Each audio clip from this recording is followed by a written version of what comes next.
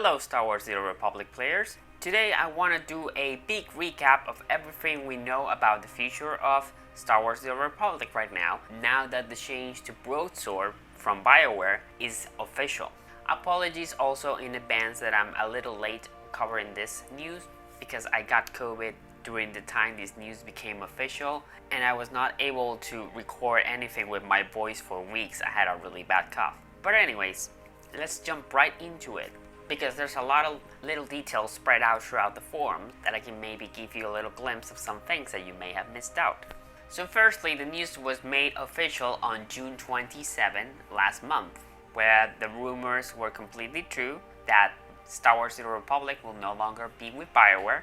However, it will still remain with EA Games, because Broadsword, the company they're moving to, is still part of EA, so that's not changing. So of course this brings a lot of questions for people, like what does this mean for the game? During this official announcement of the transfer, Keith made a whole message to reconfirm players that things aren't changing and things are still moving forward, with Game Update 7.3.1 coming soon and Game Update 7.4. And we're gonna go in a little bit on the details of the things we know so far on those updates. But first, I want to cover what does this mean for the game, because before this official announcement, in case you missed it, Keith made a forum post where he answered the most frequently asked questions about how could this move affect the game. One of these questions was, what is changing for players after the move from BioWare to Broadsword happens? And he essentially said nothing is pretty much changing for players at all. The website will remain the same, the forums that they are using will remain the same, everything is remaining the same for support, pretty much everything is remaining the same in terms of how the game functions, how to access the game, how to contact for help. All that aspect of the game isn't changing. I think the main thing that is changing now is basically the names that you will see on these websites. So instead of seeing BioWare all over these websites, you're now going to see Broadsword. Another question that players are wondering is if this development team of Star Wars The Old Republic is moving out of Austin. And his answer was that the majority of the team is working remote right now, meaning that they're working at their homes throughout the US and not specifically only Austin. However, they will still be remaining in Austin with a new office. Another frequent asked question is the one that pretty much everyone panicked and was wondering themselves, and is the game heading into maintenance mode? And Keith said that absolutely not. They're working on a lot of future plans for more story and to keep modernizing the game as it is. So for example, they've been working on moving the servers to the cloud. That's still happening. That's not stopping. He overall establishes that moving to a third-party studio will actually give them more creative freedom, so that they won't be having to depend on BioWare decisions from now on forward, and they can make more of their own decisions in terms of the game. So hopefully we see some of that pay off in the long term. Another question from people is what happens to their account, cartel coins. None of that is changing, that will remain the same, none of that is being touched. Another question was about EA's involvement as publisher, and he basically establishes that again, everything remains the same.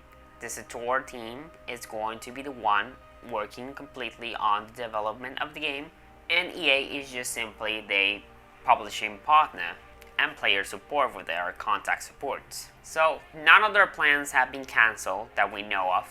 Nothing is changing drastically right now.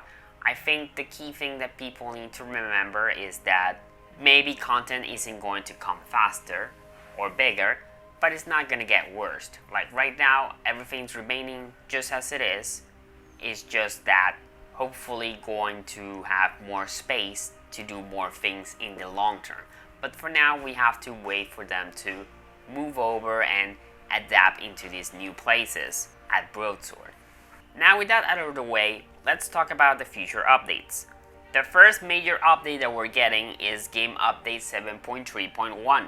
Now, in the official blog post about the transition to Broadsword, Keith mentioned that 7.3.1 was coming in the coming months, and that was posted in June.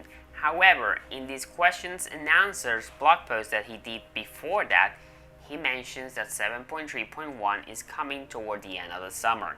And well, the last month of the summer is August.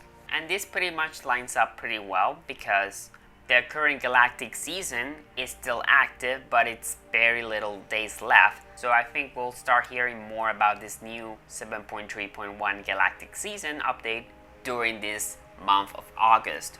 If I had to guess, this update is probably landing sometime at the very end of August.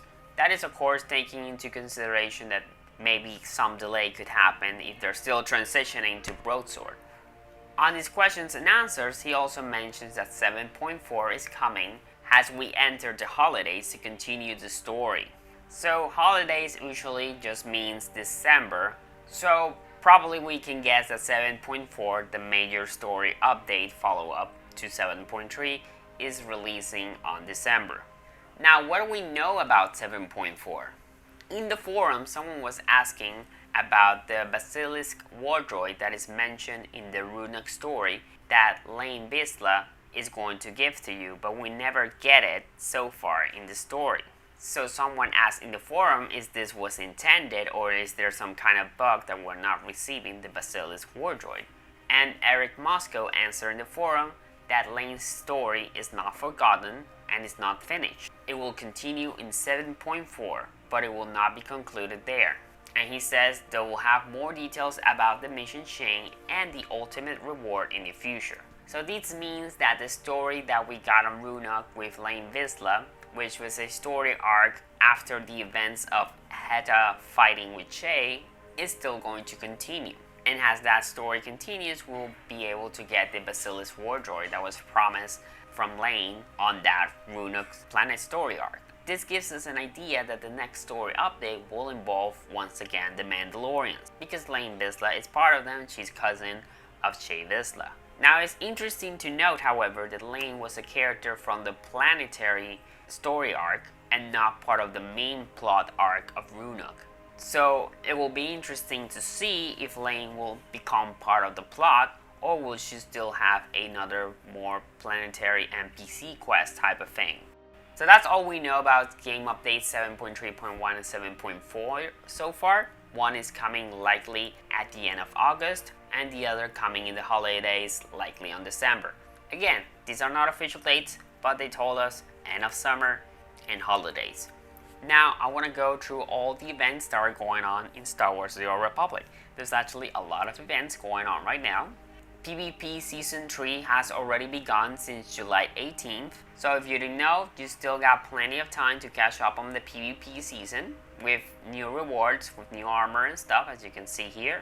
And since the last update, PvP maps are giving way more medals now, so should be an easier time to do those medal challenges as well. Another currently active event is the Nar Shaddaa Nightlife. It started on July 11th and it will end on August 22nd, so you still have a lot of this month to complete the Nightlife grind. What is new on this Nightlife event? There's a new High Roller armor and a new High Roller mount. You can get the armor set with gold certificates, or you can still get the full set in the Emperor's Machine.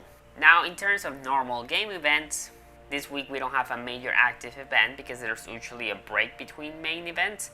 But the next one is the Ragul Resurgence on Corellia on August 8th to August 14th, and then the Relics of the Greed returns on August 22nd until August 28th.